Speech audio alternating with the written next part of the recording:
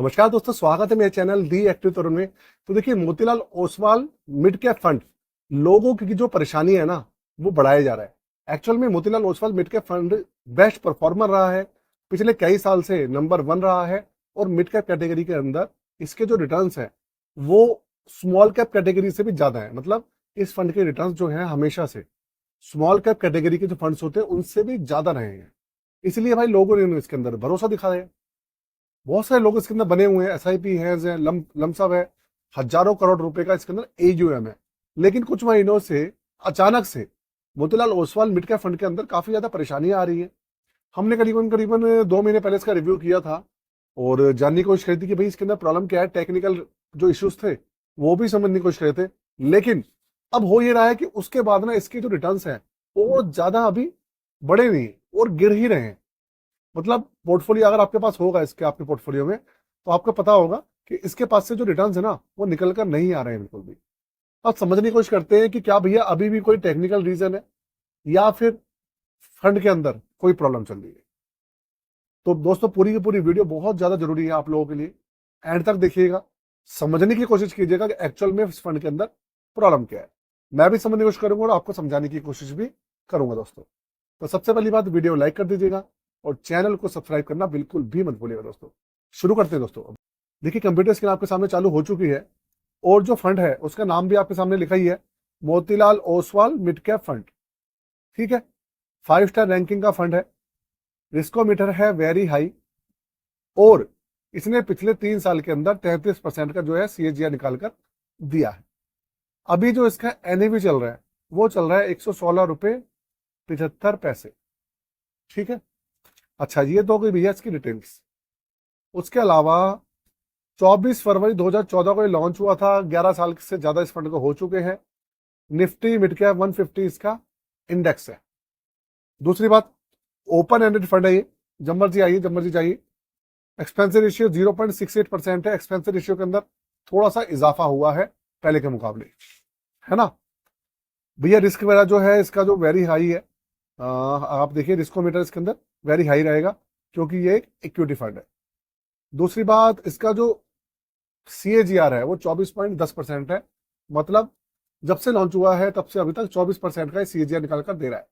पहले इसका सीएजीआर 26.57% के आसपास चलता था, लेकिन अब वो 24.10% रह गया है। अभी भी बहुत ज्यादा है वो। अच्छा जी, 33,000 करोड़ का इसके अंदर टोटल एयूएम है अभी के समय में। एयूएम अच्छा खासा है दोस्तों। इसके अंदर 500 रुपए की मिनिमम इन्वेस्टमेंट है, 500 रुपए से मिनिमम एसआईपी इस फंड के अंदर चालू होती है। बात करें एग्जिट लोड की तो भैया वो है 1%। 365 दिन से पहले कोई निकालता है तो 1% है, 365 दिन के बाद 0% एग्जिट लोड होने वाला है। ये पूरा का पूरा इस फंड का बेसिक स्ट्रक्चर है अभी के समय में। इसके अंदर कोई मेजर चेंज नहीं है, बस एक्सपेंस रेशियो हल्के से बढ़े हुए दिख रहे हैं। अब चलते हैं इसके रिटर्न्स पर, देखते हैं भाई रिटर्न्स का क्या हाल है। तो देखिए आपके सामने भैया ये रिटर्न्स कार्ड खुल गया है। 10 साल का जो रिटर्न है इसका वो है 18.91%। 10 साल का जो रिटर्न है 18.91% है ना। और 7 साल में दिए हैं इसने रिटर्न 23.1%। 5 साल में सीएजीआर है 36.85। 3 साल का है 33%। 1 साल का है 6.58%। आप देखिए 1 साल के अंदर 6.58% का सीएजीआर है। 6 महीने में है 3% माइनस में और 3 महीने में है 16% और 1 महीने में आप समझ लीजिए कोई रिटर्न इसने नहीं निकाल कर दिया है। अगर हम इसके जो तुलना एचडीएफसी मिड कैप फंड से करें तो देखते हैं भैया क्या हाल है। HDFC mid cap opportunity fund, अब इसका नाम चेंज हो गया, एचडीएफसी मिड कैप फंड हो गया, तो आप कंफ्यूज मत होइएगा। तो एचडीएफसी मिड कैप फंड जो है इससे अगर हम इसकी रिटर्न जो है कंपेयर करें तो देखिए 1 साल में 7% पॉजिटिव है और ये भाई 6.58 है, यहाँ पे बराबर है। यहाँ पे 6 महीने में 3% माइनस में है और ये यहाँ पर 7.65% पॉजिटिव है। यहाँ पर मेजर डिफरेंस है। 3 महीने में 17.61% के रिटर्न है और यहाँ पर है 16%। तो अगर आप देखेंगे 1 महीने में सेम टू सेम अगर आप देखेंगे ना तो रिटर्न्स लगभग सेम ही है, लेकिन फर्क कहां पर है, 1 साल के रिटर्न्स में इसका नेगेटिव है उसका भैया पॉजिटिव। यहाँ पर डिफरेंस है 6 महीने में और 1 महीने में और 3 महीने में कोई खास डिफरेंस नहीं, मतलब 3 महीने में और 1 महीने में डिफरेंस नहीं है कोई खास, 6 महीने में माइनस में ये है। तो ये इसका रिटर्न का फिलहाल हिसाब किताब चल रहा है। इसके पीछे का रीजन ढूंढने की कोशिश करते हैं कि रीजन क्या है। उससे पहले मैं आपको एक चीज बता दूं दोस्तों, अगर आप हमारी पोर्टफोलियो सर्विसेज लेना चाहते हैं, नया पोर्टफोलियो बनवाना चाहते हैं, आपके पास अगर आपके पास पोर्टफोलियो है, आप उसका रिव्यू कराना चाहते हैं तो रिव्यू भी करवा सकते हैं। अगर आप नया बनवाना चाहते हैं तो आप नया भी बनवा सकते हैं। नए के चार्जेस है 999 और पुराना अगर आप रिव्यू कराते हैं तो उसके चार्जेस वैसे तो 999 ही है, लेकिन अगर आपके पास ज्यादा फंड्स हैं तो थोड़ा सा देखिए चार्जेस चेंज होते हैं। डिस्क्रिप्शन में जाके आप चार्जेस जो है चेक कर लीजिएगा। व्हाट्सअप नंबर उसमें मेंशन है, आप जाकर कांटेक्ट कर सकते हैं। लेकिन जो भाई करवाना चाहे सिर्फ वही कांटेक्ट करे, इस तरह आपसे हाथ जोड़ के निवेदन। ठीक, तो ये हो गया भैया हमारे सर्विसेज के बारे में। पोर्टफोलियो में चलते हैं, पोर्टफोलियो में क्या कहानी है ये देखते हैं।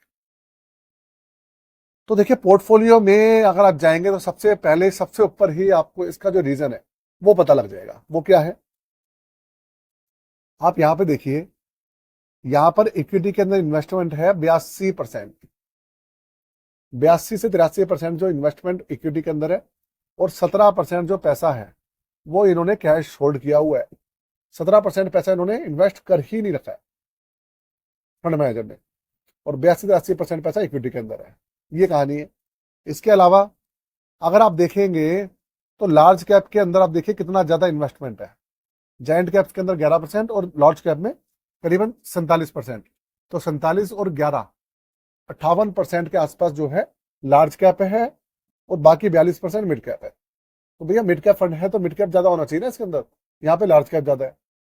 तो दो मेजर रीजन चल रहे हैं अभी इसके कम रिटर्न देने के। एक तो ये इस फंड के अंदर लार्ज कैप का पोर्शन बहुत ज्यादा किया हुआ है, दूसरा 17% ये कैश होल्ड करके बैठे हुए हैं, पैसा लगा ही नहीं रखा। तो भैया 17% पैसा कम नहीं होता। 33,000 करोड़ का क्या है इसका पूरा एयूएम है। अब 33,000 करोड़ में से अगर आप इसका 10% निकालो तो 3,300 करोड़ हो गया, और 17,000 करोड़ मतलब ये हो गया कि करीबन करीबन 5-5,500 करोड़ रुपया ऐसा है जो कि इन्होंने कैरी कर रखा है, कहीं पर लगाया ही नहीं है, कैश लेके बैठे हैं। भैया फायदा क्या है उससे? इसी वजह से जो रिटर्न्स हैं वो गिरे हुए हैं, अभी रिटर्न्स निकल कर नहीं आ रहे हैं। दूसरा लार्ज कैप का पोर्शन बढ़ाया हुआ है इस वजह से। तो जैसे ही ये अपना पोर्टफोलियो ठीक करेंगे, जो 5-5,500 करोड़ रुपया है वो दोबारा से पोर्टफोलियो में लगेगा और पोर्टफोलियो में लार्ज कैप कम होकर मिड कैप बढ़ेगा, रिटर्न्स अपने आप आने शुरू हो जाएंगे। ये इसका प्रैक्टिकल कारण है अभी के समय में जो चल रहा है। पहले भी ये रीजन था लेकिन पहले कम था, लेकिन अब और इन्होंने और ज्यादा बढ़ा दिया ये सब चीजें। मैन रिटर्न्स ना देने के रीजन जो है वो ये है। और अभी इसके अंदर जो स्टॉक्स हैं वो आप देखिए, सिर्फ 22 स्टॉक्स हैं इसके अंदर, इस पोर्टफोलियो के इसके पोर्टफोलियो में 7 सेक्टर्स हैं। टेक्नोलॉजी में सबसे ज्यादा 28% है, कंज्यूमर डिस्क्रिप्शनरी के अंदर 28% है, इंडस्ट्रियल में 13%, 13.5% है, हेल्थ केयर में 4-4.5% है। ये है भाई। तो जो रीजन था वो मैंने आपको बता दिया है। तो अगर मैं आपको अब ये चीज बताऊं फंड की पॉजिटिव और नेगेटिव पॉइंट की, तो देखिए अभी जो है ना फंड रिटर्न सिलसिले नहीं निकाल रहा है क्योंकि जो प्रैक्टिकल रीजन है वो है, सही हो जाएगा वो, उसमें टेंशन लेने की जरूरत नहीं। पॉजिटिव पॉइंट ये है कि भैया 5 स्टार रैंकिंग है, रिटर्न्स काफी अच्छे हैं, एयूएम भी अच्छा है, सब कुछ बढ़िया है इसका। कमी क्या चल रही है, एक्सपेंस रेशियो इन्होंने बढ़ा दिए हैं और अभी पिछले 6 महीने से परफॉर्मेंस जो है थोड़ी अच्छी निकल कर नहीं आ रही है। तो फंड मैनेजर को और एएमसी को इस चीज के ऊपर थोड़ा सा देखना चाहिए, है ना। ये प्रॉब्लम, इसके अलावा कोई भी प्रॉब्लम नहीं है दोस्तों। तो अपनी वीडियो को यही खत्म करते हैं। आपको कैसी लगी मुझे जरूर बताइएगा।